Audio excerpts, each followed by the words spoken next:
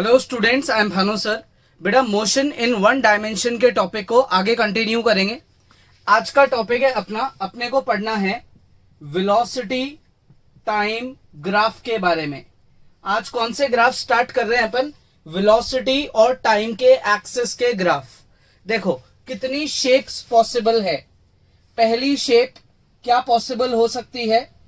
Straight line graph की बात करें इस तरीके की, ठीक है। सेकंड शेप क्या पॉसिबल हो सकती है? जिसमें ग्राफ ऊपर हाइट पे जाता हुआ होगा, ठीक है। थर्ड शेप क्या पॉसिबल हो सकती है? जिसमें ग्राफ डाउनवर्ड हाइट पे आता हुआ होगा। ये सारे स्ट्रेट लाइन ग्राफ है। अगर स्ट्रेट लाइन में एक और ग्राफ की बात करें तो ये ग्राफ भी अपन सोच सकते हैं कि भाई ऐसा भी कुछ हो सकता होगा क्या। अब अगर पहले इन पे डिस्कशन करें तो इसमें देखो टाइम तो चेंज होता जा रहा है, लेकिन वेलोसिटी चेंज नहीं हो रही। इसको बोलते हैं constant velocity, also known as uniform velocity, that is zero acceleration. क्या बोलते हैं? Zero acceleration. Clear? Velocity is neither increasing nor decreasing. इसमें वेलोसिटी का ग्राफ स्ट्रेट लाइन ऊपर जा रहा है, इसको बोला जाता है यूनिफॉर्म एक्सेलरेशन। क्या बोला जाता है भाई? Uniform acceleration. इसमें स्ट्रेट लाइन नीचे आ रहा है, इसको बोला जाता है यूनिफॉर्म रिटार्डेशन। इसको क्या बोला जाएगा? Uniform retardation. और ये क्या है? ये कंप्लीटली एक हाइपोथेटिकल सिचुएशन है। ऐसा कभी नहीं हो सकता कि टाइम तो कांस्टेंट रहेगा और वेलोसिटी बढ़ती जाए, क्योंकि टाइम किसी के लिए भी कांस्टेंट यानी कि रुकता नहीं है। टाइम इज ऑलवेज इंक्रीजिंग, ठीक है। तो time can never be constant. Clear? Velocity constant हो सकती है लेकिन टाइम कांस्टेंट नहीं हो सकता। तो इस सारे ग्राफ में एक कॉमन बात क्या है? आप सोचो, इन सब में कॉमन बात है ये सारे स्ट्रेट लाइन ग्राफ्स है, जिसमें ये दो बहुत इंपॉर्टेंट है, यूनिफॉर्म रिटार्डेशन और यूनिफॉर्म एक्सेलरेशन। वेलोसिटी बढ़ती हुई है तो एक्सेलरेशन, डिक्रीज होती हुई है तो रिटार्डेशन। व्हीकल स्पीड पकड़ रहा है और व्हीकल ब्रेक लगा रहा है तो अल्टीमेटली हो सकता है व्हीकल रेस्ट पे आ जाए, ठीक है। आ गया समझ में? अब बात करते हैं कि यार अगर ग्राफ स्ट्रेट लाइन नहीं होगा तो क्या होगा भाई? तो ग्राफ अपना कर्व्ड लाइन हो सकता है। तो अब अगर ग्राफ कर्व्ड लाइन है तो उसकी क्या पॉसिबिलिटीज है? पहली पॉसिबिलिटी, टाइम और वेलोसिटी ओरिजिन, ये ग्राफ ऊपर गया, ठीक है। दूसरी पॉसिबिलिटी, टाइम वेलोसिटी, ये ग्राफ ऐसे आ गया। तीसरी पॉसिबिलिटी, टाइम हमेशा ऑब्वियसली एक्स पे रहेगा, वेलोसिटी ये ग्राफ डाउनफॉल पे कर्व्ड लाइन बना रहा है। और ये अपनी लास्ट पॉसिबिलिटी, टाइम वेलोसिटी और ये ग्राफ ऐसे आ गया। ये सारे कर्व्ड लाइन ग्राफ्स हैं।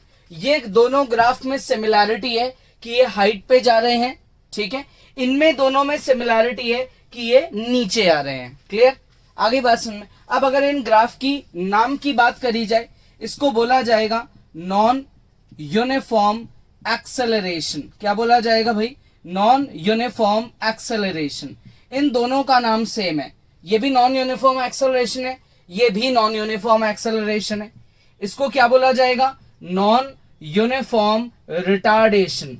इसको बोला जाएगा नॉन यूनिफॉर्म रिटार्डेशन। इन दोनों में वेलोसिटी इंक्रीज हो रही है, इन दोनों में वेलोसिटी डिक्रीज हो रही है, लेकिन यहां पे वेलोसिटी इंक्रीज और डिक्रीज इक्वल अमाउंट से नहीं हो रही है। मतलब अगर आप एक बेसिक सा एग्जाम्पल की बात करो तो टाइम आपका इक्वल अमाउंट से बढ़ रहा है मान लो, तो आपकी जो वेलोसिटी है वो इक्वल अमाउंट से नहीं बढ़ रही है। पहले वेलोसिटी बढ़ी 5 से, फिर 1 से, फिर 4 से, फिर वापस 5 से। अनइक्वल इंक्रीमेंट आ रहा है वेलोसिटी में। और अगर इसकी बात करें तो यहां पे वेलोसिटी में अनइक्वल डिक्रीमेंट आ रहा है, वेलोसिटी अनइक्वल अमाउंट से डिक्रीज हो रही है। तो 20, 18, 15, 10, 0, 2 का चेंज आया, फिर 3 का आया, फिर 5 का आया और फिर 10 का चेंज आ गया। क्लियर? अनइक्वल अमाउंट से इंक्रीज हो या अनइक्वल अमाउंट से डिक्रीज हो तो ग्राफ हमेशा कर्व्ड लाइन बनेगा। क्या बनेगा? कर्व्ड लाइन, ठीक है। वेलोसिटी की स्टैंडर्ड एसआई यूनिट मीटर पर सेकंड और टाइम की सेकंड। कॉमन बातें हैं ये, क्लियर। तो इतनी सारी वैरायटी के ग्राफ पॉसिबल होते हैं। अब अपन इनके बारे में थोड़ा डिटेल डिस्कशन करेंगे। पहले स्ट्रेट लाइन ग्राफ के बारे में करेंगे और फिर कर्व्ड लाइन ग्राफ के बारे में करेंगे। अच्छा, अब ये भी डिफरेंस समझते हैं कि स्ट्रेट लाइन ग्राफ को यूनिफॉर्म और कर्व्ड लाइन को नॉन यूनिफॉर्म क्यों बोलते हैं अपन।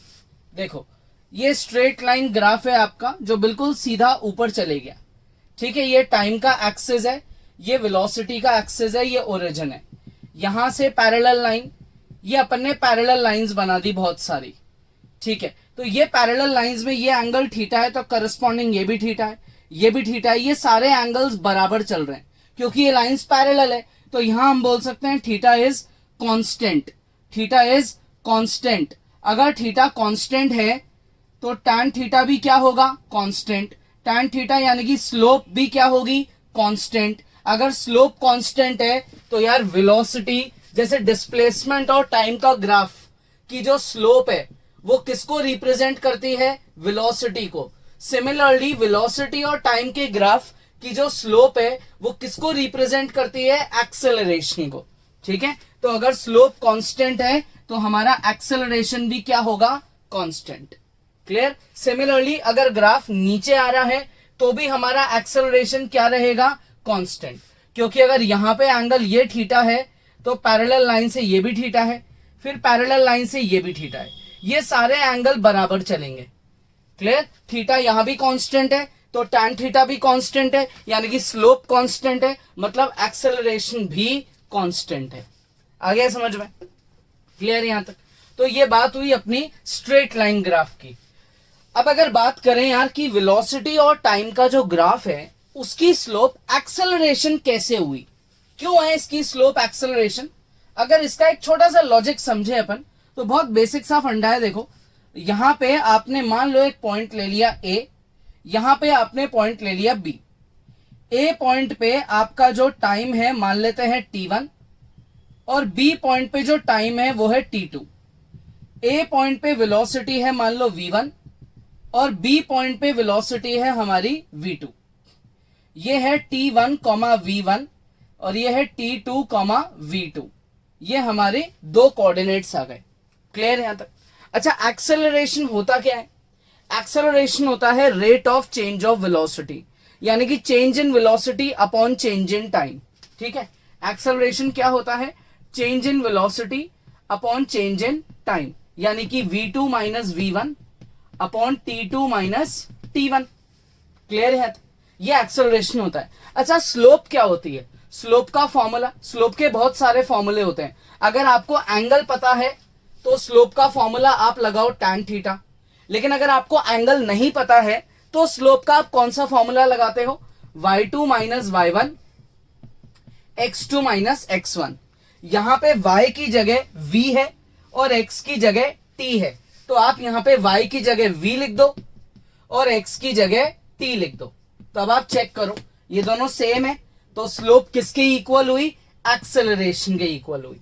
हेंस हमेशा याद रखना, वेलोसिटी और टाइम का जो ग्राफ है, चाहे वो स्ट्रेट लाइन हो या वो कर्व्ड लाइन हो, वो इंक्रीजिंग ग्राफ हो या डिक्रीजिंग ग्राफ हो, उसकी स्लोप हमेशा आपको क्या बताएगी, एक्सेलरेशन। अच्छा, अगर इन केस, ये तो हो गई बात इसकी क्लियर। अब अगर इन केस कभी ग्राफ स्ट्रेट लाइन है but parallel to the axis of time, that is parallel to horizontal, तो उस केस में हम ऐसा क्यों बोलते हैं कि एक्सेलरेशन जीरो है। इसके भी देखो बहुत रीजंस है। यहां पे आपने टाइम लिया मान लो T1, ठीक है, और यहां पे आपने टाइम लिया है T2। यहां पे आपकी वेलोसिटी है जैसे V1, तो ये कोऑर्डिनेट हुआ आपका कितना, T1 V1 और ये कोऑर्डिनेट हुआ T2 V1। तो एक्सेलरेशन का फॉर्मूला क्या होता है, change in velocity upon change in time. तो V2 माइनस V1 ये तो बराबर ही है, यानी कि V1 minus V1, V1 minus V1 और ये हो गया T2 माइनस T1 यानी कि डेल्टा T। तो ये हो गया 0 अपॉन डेल्टा T, एक्सेलरेशन हो गया 0। इसलिए वेलोसिटी को क्या बोला जाता है, कांस्टेंट। एक और लॉजिक से अगर अपन समझे तो जैसे इस लाइन ने एक्स एक्सिस के साथ एंगल बनाया थीटा, तो ये वाली लाइन हॉरिजॉन्टल एक्सिस यानी कि एक्स एक्सिस को तो इंटरसेक्ट कर ही नहीं रही, तो इस केस में जो इस लाइन का थीटा है वो 0 डिग्री है। अगर थीटा 0 है तो tan 0 डिग्री भी क्या होता है 0, इसलिए इसकी स्लोप क्या हुई 0, यानी कि एक्सेलरेशन क्या हुआ 0। तो आप किसी भी लॉजिक से समझो एक्सेलरेशन 0 ही निकलेगा if the velocity is constant. आ गया समझ में? अगर वेलोसिटी कांस्टेंट है तो एक्सेलरेशन हमेशा क्या निकलेगा 0 निकलेगा। अब वेलोसिटी अगर इंक्रीज हो रही है या डिक्रीज हो रही है लेकिन अनइक्वल अमाउंट से, तो अपन उसको नॉन यूनिफॉर्म एक्सेलरेशन क्यों बोलते हैं? ये वर्ड क्यों आया नॉन यूनिफॉर्म एक्सेलरेशन? देखो, if the velocity is increasing by unequal amount, अगर इसकी अपन बात करें तो यार ऐसे सिचुएशन में जो ग्राफ है वो ऐसी कर्व्ड लाइन बनती है ऐसी कर्व्ड लाइन। अब इस पॉइंट पे आपने एक टेंजेंट बना दी, ठीक है, उसका एंगल है मान लो θ1। फिर इस पॉइंट पे आपने एक और टेंजेंट बना दी, इसका एंगल है मान लो θ2। फिर आपने थर्ड पॉइंट पे एक टेंजेंट बना दी, इसका एंगल है कितना θ3। हर पॉइंट पे हर बार थीटा चेंज हो रहा है, पॉइंट ए बी और सी, हर पॉइंट पे थीटा की वैल्यू चेंज हो रही है, यानी कि θ3 is greater than θ2 is greater than θ1। ठीक है, अगर थीटा की वैल्यू बड़ी होगी तो tan की वैल्यू भी बड़ी होगी। ठीक है यहां तक? तो थर्ड स्लोप यानी कि थर्ड टेंजेंट की स्लोप सबसे बड़ी होगी, उससे छोटी सेकंड टेंजेंट की होगी और उससे छोटी फर्स्ट टेंजेंट की होगी। अब जो टेंजेंट की स्लोप है यहां वो कंटिन्यू इंक्रीज हो रही है, इसका मतलब वेलोसिटी भी कंटिन्यू क्या हो रही है इंक्रीज हो रही है। So therefore velocity is increasing by unequal amount. क्यों है अनइक्वल अमाउंट? क्योंकि हमारी सारी स्लोप एक दूसरे से अलग अलग आएगी, क्योंकि सारे एंगल्स अलग अलग हैं। अगर ये एंगल है 20 तो ये है 30 तो ये है 40, तो एंगल बढ़ रहा है, एंगल चेंज हो रहा है, यानी कि स्लोप भी चेंज हो रही है। थीटा क्या है वेरिएबल, अगर थीटा वेरिएबल है तो tan थीटा भी क्या हुआ वेरिएबल। अगर tan थीटा वेरिएबल है तो स्लोप भी क्या हुई वेरिएबल, इसका मतलब हमारा एक्सेलरेशन भी क्या हुआ वेरिएबल। तो वेलोसिटी इंक्रीज हो रही है बाय अनइक्वल अमाउंट, तो ये ग्राफ किसका बोला जाएगा नॉन यूनिफॉर्म एक्सेलरेशन। किसका बोला जाएगा भाई नॉन यूनिफॉर्म एक्सेलरेशन का। अब यही ग्राफ अगर डाउनफॉल पे आता हुआ तो भी वो क्या नॉन यूनिफॉर्म एक्सेलरेशन होगा। एक बार देखते हैं अपन इसको भी। अगर कर्व्ड लाइन का ग्राफ ऐसे नीचे आ रहा है तो फिर वो किस तरीके का ग्राफ बनेगा भाई, इसकी भी बात करें। इसमें भी क्या करेंगे अपन अलग अलग पॉइंट्स पे टेंजेंट्स बना के देखते हैं। ठीक है, तो यहां से सबसे पहले मान लो आपने सबसे ऊपर वाले से टेंजेंट बनाई, ये अपना कर्व बन गया। अब आपने सबसे ऊपर वाले से टेंजेंट बना दी, ये टेंजेंट बन गई। ठीक है, फिर आपने उसके नीचे वाले से टेंजेंट बना दी, ये टेंजेंट बन गई।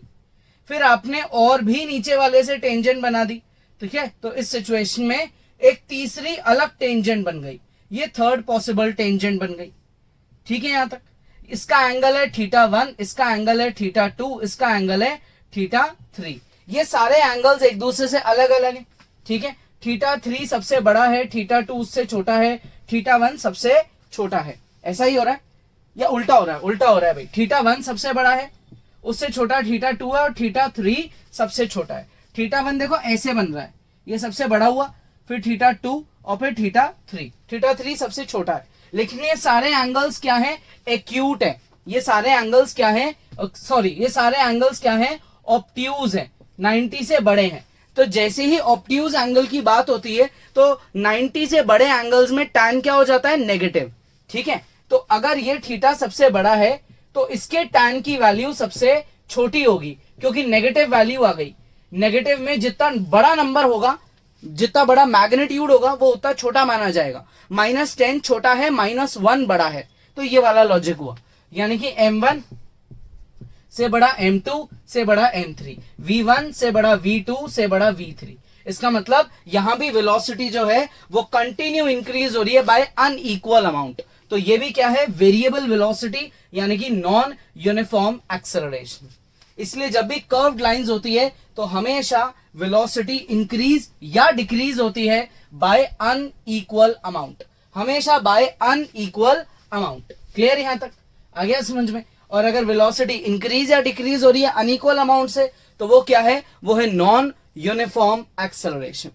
क्लियर? अब आपको अभी तक के टॉपिक में कोई भी डाउट है तो एक बार अभी वीडियो पॉज करो, इसको पीछे दोबारा से जितना भी मैंने पढ़ाया उसको दोबारा सुनो, फिर अपन इस पे बेस्ड जब कुछ क्वेश्चंस करेंगे तो आपको और भी ढंग से क्लियर होगा। तो एक बार पॉज करो, ढंग से रिवाइज करो, फिर आगे पढ़ो। अब देखो थोड़ा सा टॉपिक और आगे बढ़ाते हैं। ये तो अपन ने समझ लिया कि वेलोसिटी टाइम का जो ग्राफ है उसकी स्लोप क्या रिप्रेजेंट करती है? एक्सेलरेशन। एक बहुत इंपॉर्टेंट बात, वेलोसिटी टाइम ग्राफ का एरिया क्या रिप्रेजेंट करता है? एरिया रिप्रेजेंट करता है डिस्प्लेसमेंट। इसका लॉजिक अपन अपने क्वेश्चंस में सीखते हैं। स्टार्ट करते हैं। जैसे क्वेश्चन नंबर 1, दो एक्सेस बनाए अपन ने, horizontal axis time, vertical access velocity. ठीक है, ग्राफ चालू हुआ मान लो ओरिजिन से, ओ पॉइंट से ए पॉइंट तक गया, फिर ए से स्ट्रेट लाइन गई बी पॉइंट तक, फिर नीचे आ गया ग्राफ अपने सी पॉइंट तक। ठीक है, यहाँ पे जो वैल्यू है अज्यूम करते हैं ये है 4, ये है 5, ये है 10 और ये है 15। ये अपने रैंडम वैल्यूज है। टाइम की एसआई यूनिट क्या है? सेकेंड। और वेलोसिटी की एसआई यूनिट है मीटर पर सेकेंड। क्वेश्चन है find acceleration and displacement. Find acceleration and displacement. ठीक है, कहां से कहां तक? ओ से ए तक, ओ ए, सेकेंड ए बी और थर्ड है अपना बी सी। नेक्स्ट क्वेश्चन है फाइंड करो ओनली डिस्प्लेसमेंट। कहां से कहां तक भाई? ओ से बी तक, और एक करते हैं अपन ए से सी तक, और एक करते हैं ओ से सी तक। ये अपने को क्वेश्चन सॉल्व करने बहुत इजी है, ढंग से देखना आप। सबसे पहले एक्सेलरेशन पे दिमाग लगाते हैं। एक्सेलरेशन क्या होता है? Change in velocity upon change in time, यानी कि final velocity minus initial velocity upon time taken. तो अगर आप बात सबसे पहले ओ ए की करते हो तो ओ ए के केस में एक्सेलरेशन क्या होगा? ए पॉइंट पे वेलोसिटी है 4, ओ पॉइंट पे वेलोसिटी है 0, टाइम टेकन है हमारा 5 - 0। ठीक है, तो ये हो गया 4/5 मीटर पर सेकेंड स्क्वायर। नेक्स्ट बात करें अपन ए से बी की, तो ए से बी का जो कर्व है उसमें ए पॉइंट पे हमारी वेलोसिटी है 4, इनिशियल 4, बी पॉइंट पे फाइनल वेलोसिटी भी 4 है, टाइम टेकन है 10 - 5, दैट इज 0/5। आंसर हो गया 0 मीटर पर सेकेंड स्क्वायर। ठीक है, थर्ड है हमारा बी से सी तक। ठीक है, बी पॉइंट पे इनिशियल वेलोसिटी कितनी है? 4, सी पॉइंट पे फाइनल वेलोसिटी क्या है? 0। पहले फाइनल वेलोसिटी फिर माइनस इनिशियल वेलोसिटी, टाइम 15 - 10, तो हो गया -4/5 मीटर पर सेकेंड स्क्वायर। ये है यूनिफॉर्म एक्सेलरेशन, ये है जीरो एक्सेलरेशन और ये है यूनिफॉर्म रिटार्डेशन। ये हो गए तीनों के एक्सेलरेशंस। अब बात करते हैं डिस्प्लेसमेंट की। ओ ए का जो केस है इसमें इन सब में डिस्प्लेसमेंट भी निकालते हैं। सबसे पहले ओ ए का डिस्प्लेसमेंट निकालते हैं। तो डिस्प्लेसमेंट होता है एरिया। डिस्प्लेसमेंट क्या होता है? एरिया। ये आपने ज्वाइन कर दिया, ये पॉइंट है अज्यूम कर लो आप डी, और ये आपने सेम नीचे ज्वाइन कर दिया, ये पॉइंट है अज्यूम कर लो आप ई। तो ये वाला जो छोटा सा ट्राइंगल है इसका एरिया निकालेंगे। डिस्प्लेसमेंट हो गया half into base into height. ठीक है, तो हाफ इंटू बेस कितना है? 5 और हाइट कितनी है? 4। ये इससे कट गया 2, डिस्प्लेसमेंट आ गया 10 मीटर। क्लियर? यानी कि जब तक जो बॉडी की वेलोसिटी 0 से 4 तक पहुंचेगी, दैट इज 5 सेकेंड्स में बॉडी ने कितना डिस्प्लेसमेंट कवर कर लिया? 10 मीटर। नेक्स्ट अगर ए से बी की बात करी जाए तो डिस्प्लेसमेंट क्या होगा भाई? ए से बी इतने से ग्राफ की, तो इसका डिस्प्लेसमेंट होगा area of this rectangle. Area of this rectangle. ठीक है, फर्स्ट फिगर का एरिया अलग था, पहला पार्ट, सेकंड फिगर का एरिया रेक्टेंगल, थर्ड फिगर फिर उसके बाद वाला एरिया। ठीक है, तो रेक्टेंगल का एरिया क्या होता है? Length into breadth. ठीक है, ये के कितना है? 5 और ये कितना है? 4। तो डिस्प्लेसमेंट हो गया हमारा 20 मीटर। अब बात करें बी से लेकर सी तक का केस, तो इसमें जो लास्ट वाला ट्राइंगल है उसका एरिया निकालेंगे, वो डिस्प्लेसमेंट होगा which is half into base, base is C E into height is B E.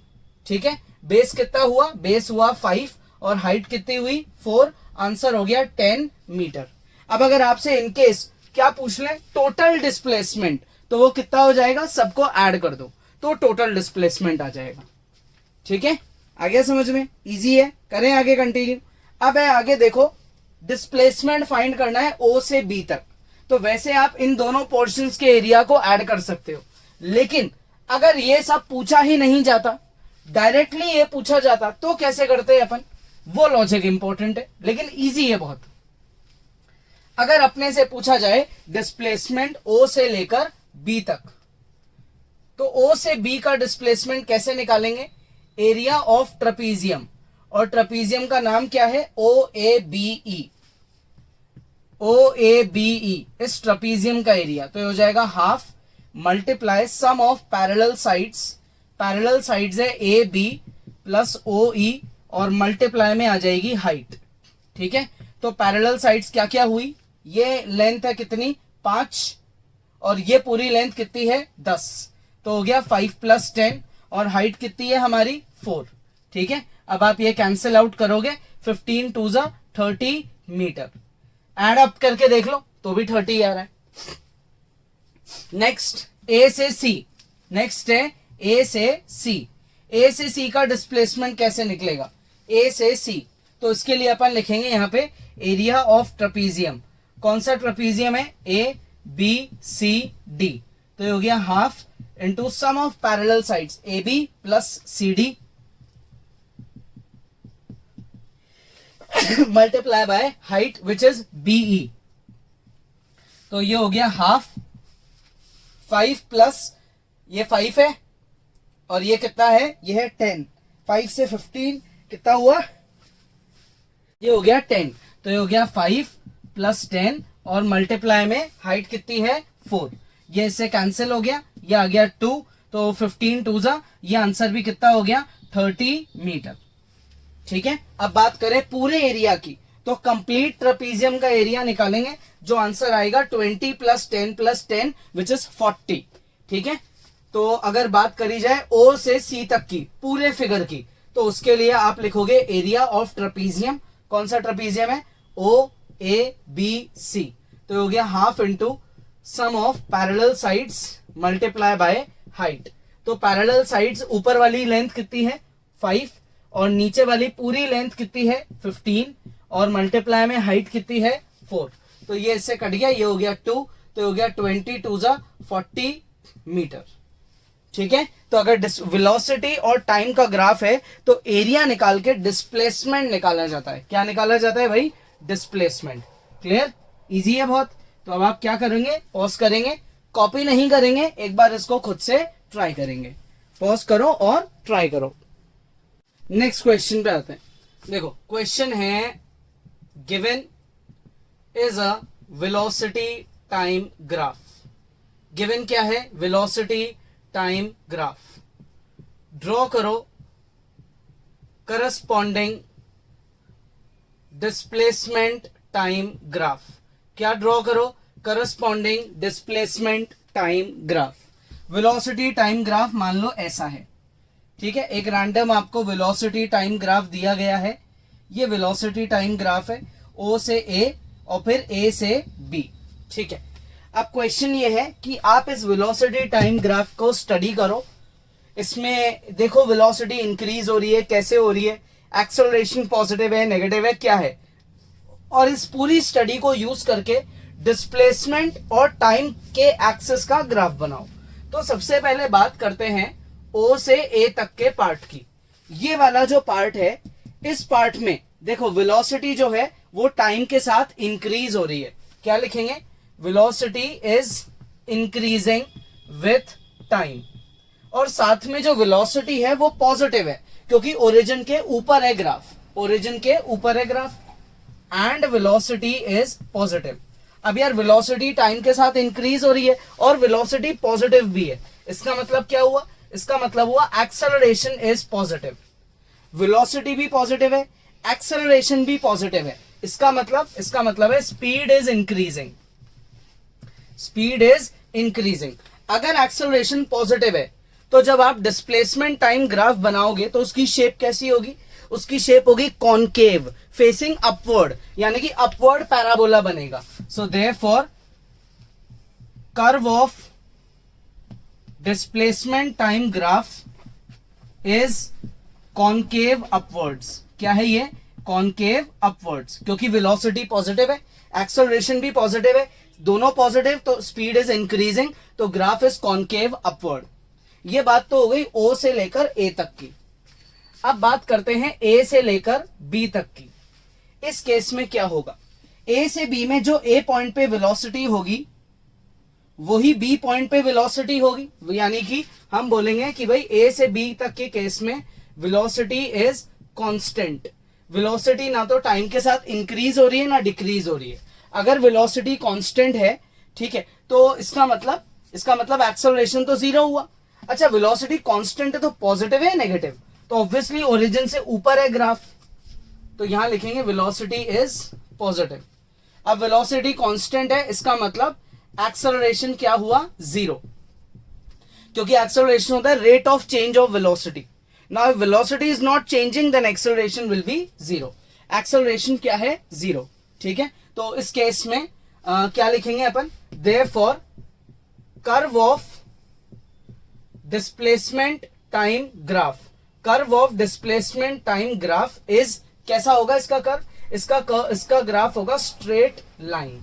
ठीक है, straight line increasing with time, straight line increasing with time. अच्छा, इंक्रीज क्यों हो रहा होगा ये? यार क्योंकि बॉडी की वेलोसिटी कांस्टेंट है ना। मतलब अगर बॉडी की 10 की स्पीड पे चल रही है तो वो 10 पे चलती रहेगी, रुक तो नहीं रही। अगर वेलोसिटी कांस्टेंट है तो बॉडी एक ही स्पीड पे, एक ही मैग्नीट्यूड से चलती रहेगी तो उसका डिस्प्लेसमेंट बढ़ता रहेगा, तो बढ़ता हुआ डिस्प्लेसमेंट ऊपर जाता है। तो अब अगर आप इन दोनों बातों को मर्ज कर दो, इन दोनों बातों को अगर आप मर्ज कर देते हो तो डिस्प्लेसमेंट टाइम ग्राफ कैसा बनेगा? ये जो ओ ए है इसके करस्पॉन्डिंग डिस्प्लेसमेंट टाइम ग्राफ बनेगा ये ओ से पी तक, because it is concave upwards. और अगर ए से बी की आप बात करो कांस्टेंट वेलोसिटी की, तो इसका डिस्प्लेसमेंट टाइम ग्राफ बनेगा ये पी से क्यू तक। ये ओ ए को रिप्रेजेंट कर रहा है और ये ए से बी को रिप्रेजेंट कर रहा है। एक्स एक्सिस पे हमेशा टाइम और वाई एक्सिस पे डिस्प्लेसमेंट। तो गिवन वेलोसिटी टाइम ग्राफ को अपन ने डिस्प्लेसमेंट टाइम ग्राफ में क्या कर दिया? कन्वर्ट कर दिया। पॉज करो, कोई डाउट है इसको दोबारा सुनो, लेकिन इसको कॉपी मत करो, फिर इसको खुद से ट्राई करो। नेक्स्ट क्वेश्चन देखो भाई, वेलोसिटी और टाइम का ग्राफ गिवन है, क्या फाइंड करना है? ड्रॉ करो डिस्प्लेसमेंट टाइम ग्राफ। तो यार यहां पे जो वेलोसिटी है, पहली बात तो वो ओरिजिन से ऊपर है, इसका मतलब हम बोलेंगे पहला पॉइंट हमारे को ये समझ में आया कि वेलोसिटी पॉजिटिव है। दूसरी बात, ये ग्राफ नीचे आ रहा है, इसका मतलब हम बोलेंगे velocity is decreasing with time. Velocity है पॉजिटिव वैल्यू है, लेकिन टाइम के साथ जो वेलोसिटी है वो डिक्रीज हो रही है। दो चीजें तो ये समझ में आई।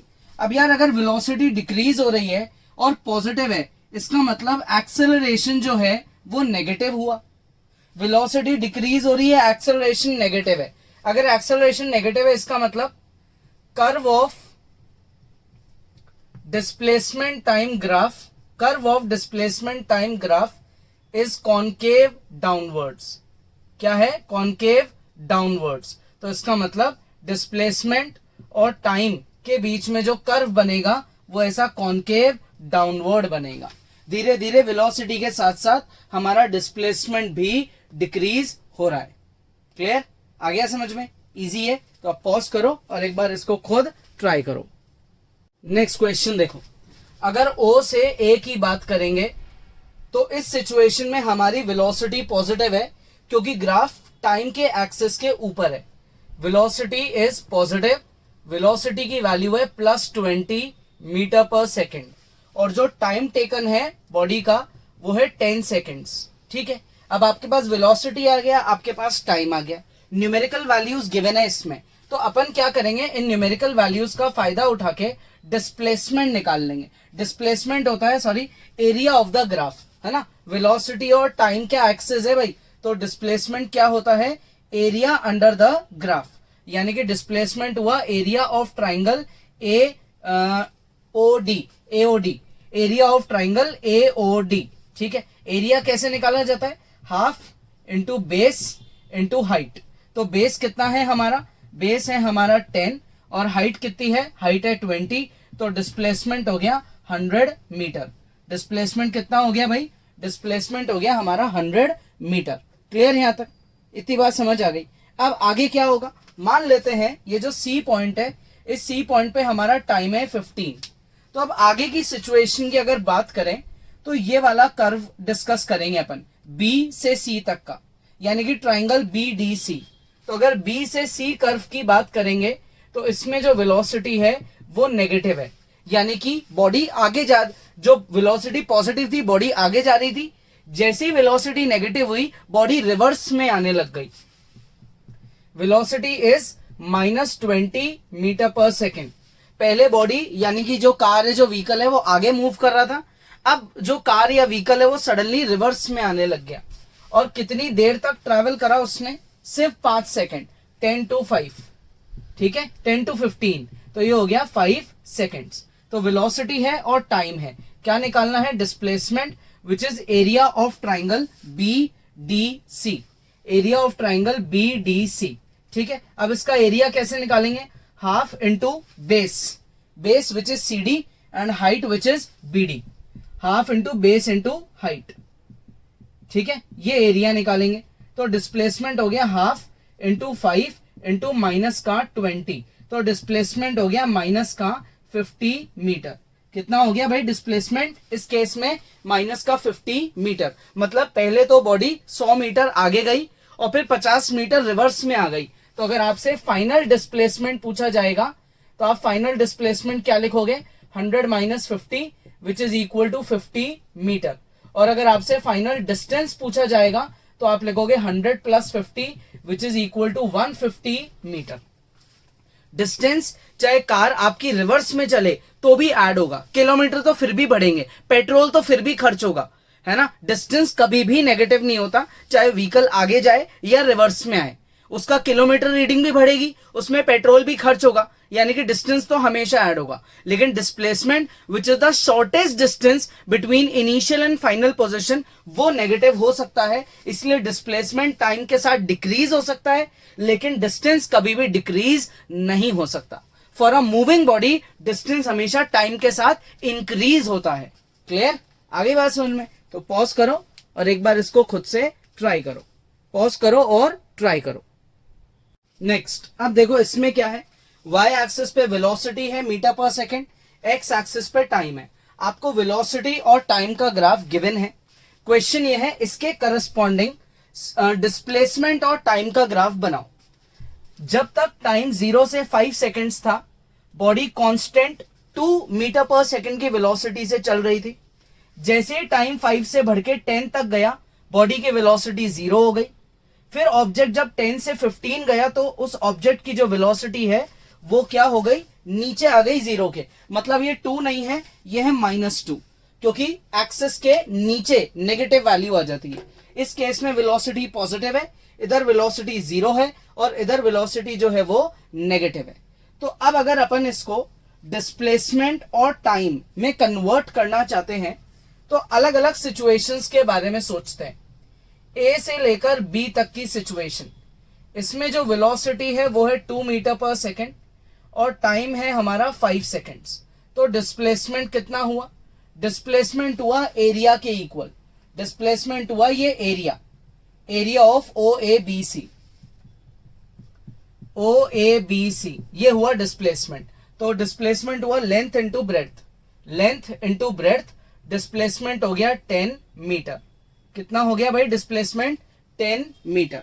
क्लियर यहां तक। अब बात करते हैं सी डी की, सी से लेकर डी तक। सी से डी की जो सिचुएशन है, इस सिचुएशन में बॉडी की जो वेलोसिटी है वो 0 है। तो यार अगर वेलोसिटी 0 है तो ऑब्वियसली डिस्प्लेसमेंट भी क्या हो जाएगा, 0। इस केस में टाइम तो बढ़ता जा रहा है लेकिन डिस्प्लेसमेंट ना तो बढ़ रहा है ना कम हो रहा है, because body is at rest. अब आगे की सिचुएशन की बात करें, यानी कि ई से लेकर एफ तक की, इस सिचुएशन में बॉडी की इनिशियल वेलोसिटी क्या है, ई पे -2, एफ पे भी -2 है ना। टाइम है 10 से लेकर 15 तक। तो अब आपको वेलोसिटी क्या गिवन है, -2 मीटर पर सेकेंड। टाइम हो गया आपका 10 से लेकर 15, 15 - 10 विच इज 5 सेकेंड्स। ठीक है, क्या निकालना है अपने को, डिस्प्लेसमेंट, जो कि होता है एरिया ऑफ ई एफ, इसको आप नेम दे दो जैसे G, E F G D, E F G D, D E F G, area of D E F G, इसका एरिया निकालना है। तो डिस्प्लेसमेंट हो गया length into breadth, length into breadth, length हो गई 5, ब्रेड्थ हो गई -2, तो डिस्प्लेसमेंट कितना हो गया अपना -10 मीटर। डिस्प्लेसमेंट नेगेटिव है, इसका मतलब बॉडी जो पहले आगे जा रही थी वो आगे गई 10 मीटर्स, फिर थोड़ी देर के लिए रुक गई और फिर वापस रिवर्स में आ गई 10 मीटर्स। मतलब जहां से बॉडी ने चालू करा वहीं पे फाइनली आके रुक गई। इनिशियल पोजीशन और फाइनल पोजीशन सेम है, यानी कि अल्टीमेट डिस्प्लेसमेंट 0 है। तो अब इसका अगर मुझे डिस्प्लेसमेंट टाइम का ग्राफ बनाना है तो बहुत ईजी है, देखो ग्राफ बनाना। ऑब्वियसली जो बॉडी है वो कहां से चालू हो रही है, 0 से। ठीक है, अच्छा 5 सेकेंड्स तक बॉडी का डिस्प्लेसमेंट कितना हो गया, 10 मीटर। यहां पे मैं 10 मान लेता हूं। तो 5 सेकेंड्स तक जब तक टाइम पहुंचा, डिस्प्लेसमेंट हो गया 10। उसके बाद अगले 5 सेकेंड्स तक डिस्प्लेसमेंट में कोई चेंज ही नहीं आया, डिस्प्लेसमेंट इज कांस्टेंट, कोई चेंज नहीं आया। ठीक है, फिर अगले 5 सेकेंड्स में क्या हुआ, अगले 5 सेकेंड्स में जब ये टाइम पहुंचा 15, 10 से पहुंचा 15, तो डिस्प्लेसमेंट वापस से हो गया -10, फिर से बॉडी का डिस्प्लेसमेंट नेगेटिव हो गया। पहला डिस्प्लेसमेंट पॉजिटिव था, फिर डिस्प्लेसमेंट 0 था, constant, body was at rest, और उसके बाद जो है डिस्प्लेसमेंट वापस से नीचे नेगेटिव आ गया, यानी कि आगे गई, रुकी और फिर रिवर्स में आ गई। तो ये इसका करस्पॉन्डिंग ग्राफ है। ठीक है, पॉज करो और इसको खुद से ट्राई करो। ठीक है, ये हो गई अपनी किसकी बातें, वेलोसिटी और टाइम के ग्राफ की। अब बात करते हैं किसकी, अगर ग्राफ एक्स्ट्रा एक डिटेल बस आपको नॉलेज के लिए समझा रहा हूं, अगर ग्राफ एक्सेलरेशन और टाइम के बीच में बनता है, दैट इज एक्स एक्सिस पे टाइम है और वाई एक्सिस पे एक्सेलरेशन है, तो इस सिचुएशन में ये आपका टाइम एक्सिस है, एसआई यूनिट है सेकेंड, ये आपका एक्सेलरेशन है, एसआई यूनिट इज मीटर पर सेकेंड स्क्वायर। ओरिजिन से आपका ग्राफ बना, मान लेते हैं ये ग्राफ है। ठीक है, तो इस ग्राफ में जो ये एरिया डेवलप होता है, ये जो एरिया डेवलप हुआ है, ये एरिया किसको रिप्रेजेंट करता है, वेलोसिटी को। ये एरिया किसको रिप्रेजेंट करता है, वेलोसिटी को। जैसे वेलोसिटी और टाइम के ग्राफ का जो एरिया है वो डिस्प्लेसमेंट बताता है, वैसे ही एक्सेलरेशन और टाइम के ग्राफ का एरिया क्या बताता है, वेलोसिटी। और ये जो स्लोप है, ये जो स्लोप है ग्राफ की, वो क्या रिप्रेजेंट करती है, वो रिप्रेजेंट करती है जर्क। ये बड़ी ही नई टर्म है फिजिक्स की, जो हो सकता है आप कॉम्पिटिटिव एग्जाम्स में सीखो और ढंग से इस पे बेस क्वेश्चंस करो। तो जैसे डिस्प्लेसमेंट और टाइम की स्लोप वेलोसिटी बताती है, वेलोसिटी और टाइम की स्लोप एक्सेलरेशन बताती है, तो एक्सेलरेशन और टाइम की जो स्लोप है वो जर्क बताती है, which is delta A upon delta T, that is slope, change in acceleration upon change in time. ठीक है, और जर्क की अगर एसआई यूनिट की बात करें तो जर्क की एसआई यूनिट होती है मीटर पर सेकेंड क्यूब। क्या होती है भाई, मीटर पर सेकेंड क्यूब। मीटर पर सेकेंड स्क्वायर तो इसका ही है, एक सेकेंड और इसका आ गया तो मीटर पर सेकेंड क्यूब बन गया। ठीक है, ये इसकी एसआई यूनिट है। ये है अपना ग्राफ एक्सेलरेशन और टाइम का। क्लियर, इस पे इतनी ही स्टडी करेंगे अपन, क्योंकि ये काफी एक्स्ट्रा टॉपिक है, तो इस पे बेस्ड आपको कॉम्पिटिटिव एग्जाम्स में क्वेश्चंस मिलेंगे, तो जब अपन उन क्वेश्चंस को भी डिस्कस करेंगे। फिलहाल के लिए ये लॉजिक बहुत है। ठीक है, तो अपन ने आज की क्लास में वेलोसिटी और टाइम ग्राफ के पूरे तरीके के ग्राफ्स को, उनकी स्टडी को, उनके कन्वर्जन्स को, उन पे बेस्ड क्वेश्चंस को डिस्कस करा है। कोई डाउट है आप वीडियो दोबारा देखो, लेकिन आप किसी भी सोल्यूशन को कॉपी मत करो, उसको खुद से सॉल्व करो। चाहे आप 2 बार सोल्यूशन को समझो, लेकिन सॉल्व आप खुद से करो। ठीक है, नेक्स्ट क्लास में अपन आगे पढ़ेंगे।